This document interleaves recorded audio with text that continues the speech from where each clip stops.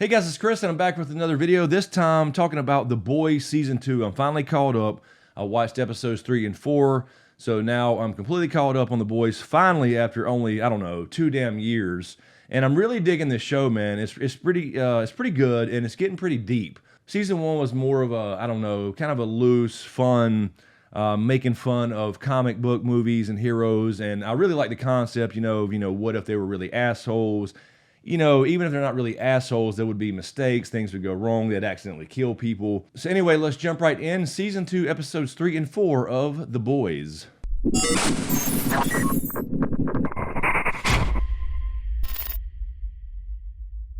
And before we get started, for those of you that don't know, I am writing my first debut novel. I have the second manuscript completed. The new book will be called The Crimson Gods. It is a fantasy/dark fantasy series. Now I'm going to go back and add a lot to it and change some things or whatever, but you can sign up now on the Indiegogo page. It's just a sign up page to get more information about when it's going to come out, all that kind of stuff as well. But if you're interested in that, I will leave a link in the description below. All right, so season 2 is definitely getting a little bit heavier. You're getting a little bit more backstory on all these characters, and you're finding out why they are the way they are. I really like this aspect. It's more of a character-driven show. I saw a few comments somewhere on, I don't know if it was a video or something about The Boys, and people were saying, where's the action? Where's the action? Well, that's the great thing about it. It's a character-driven show, and it doesn't come off like that in season 1. You feel like they're going to be fairly shallow, and it's going to be more about just making fun of superhero movies, and it really focused more on, getting to know the actual soups in the show or whatever, Homelander, Maeve, all that stuff. Not only are you getting the backstories of the boys, as in, Huey and Billy and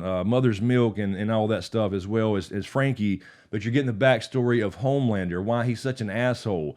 They're not, they're not born, they're grown, they're made. He had no parents, so obviously he's going to be a psychopath, and now he's got a child, and that was the big twist. Ended up being everything was a lie, just like everything from this corporation vault. Every damn thing in the show is a lie from these people. I like how it's not afraid to make fun of everything and everybody in some way. It has a few, political jabs in there as well, just enough to make fun of, but it's not afraid to make fun of everything, and that's what I enjoy about it. But it's really getting pretty heavy. We have Homelander, he is playing dad now. He's trying to, and you can see where he's trying to actually really connect with this kid or whatever, but he's forcing his way in, obviously, so it's not real. A-Train, he has a heart issue. We're not really sure what's happening with that. Now he's officially kicked off the 7, so I think A-Train's going to end up kind of coming to the other side with Annie being Starlight and kind of helping out the boys. I got a feeling that he's going to start changing directions a little bit as well. We see the new part of the 7, Stormfront. Ends up, she's kind of a bitch. I mean, I liked how she came out and she didn't give a fuck and she was, getting on social media and making fun of everybody. Turns out this big twist is she was this old superhero from the 70s who's a fucking racist. I mean, bad. So I'm interested to see the dynamic there between her and Homelander. We've already seen that start. He's the face of the 7. He's jealous of her or whatever. So while she's preaching to him about, quit worrying about what everybody thinks of you, just do the right thing, blah, blah, blah, she's actually this horrible, horrible person. So you're going to see kind of a flip-flop here. I'm thinking that, some of the heroes like Maeve, they're not all just horrible. They have weird pasts, and obviously they had issues in their childhood being shot up with this compound V. But you're going to see kind of a switch where I think Billy is specifically, and the boys as well, will all learn they're not all assholes, and they can kind of come to the same agreement about Vault being an evil corporation. Of course, the comic relief is the Deep. Everything he touches goes to shit. I mean, every animal he uses ends up dying, and they're making a theme of that. It's funny to see his character kind of go from, that asshole in the 7 or whatever to now trying to actually be a good guy, but he just can't seem to get everything right. So he's technically still off the 7 or whatever, and, the whole thing about him was he had self-esteem issues because he has gills, and they are nasty looking, and he never wanted to show them to anybody, so he projected all this insecurity onto the women in his life. Obviously, that was the big thing with him. So it's kind of the comic relief, but at the same time, it's kind of a real issue, I think. So they touch on things here in this show. That's what I dig about it, but they do it in a kind of a lighthearted way.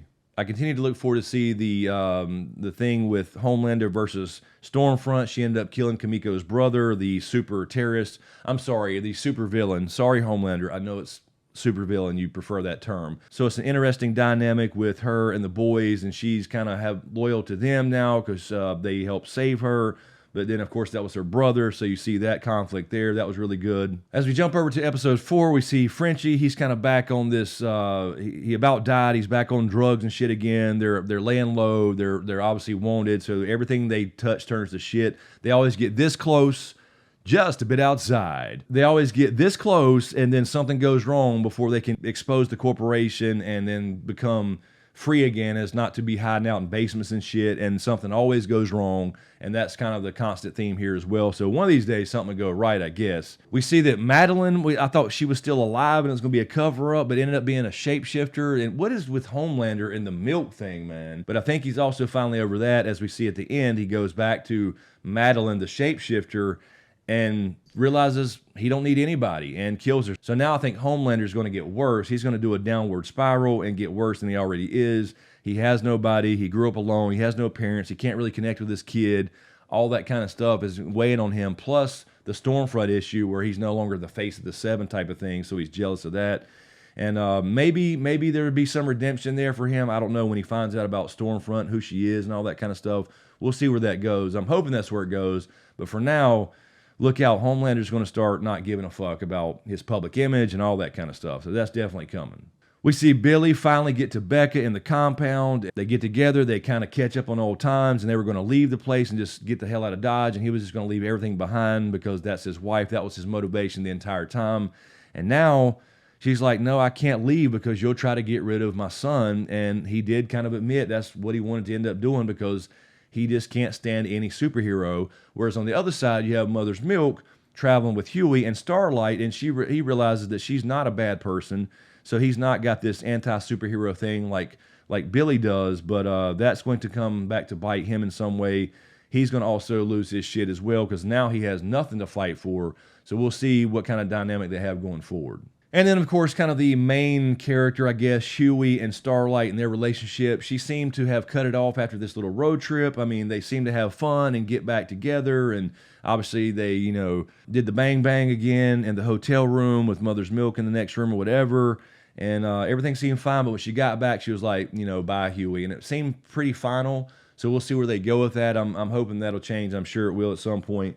But she can't, continue to fight along with him and pretend to be part of the Seven as well because she's terrified of Homelander too. So all this is going to come back between everybody versus Homelander and Homelander also versus Stormfront or whatever. So it's going to be interesting to see what happens going forward. So anyway, guys, really digging this show. Let me know what you think in the comments below. Are you watching The Boys Season 2? As usual, thank you for all the support, especially you guys on Patreon.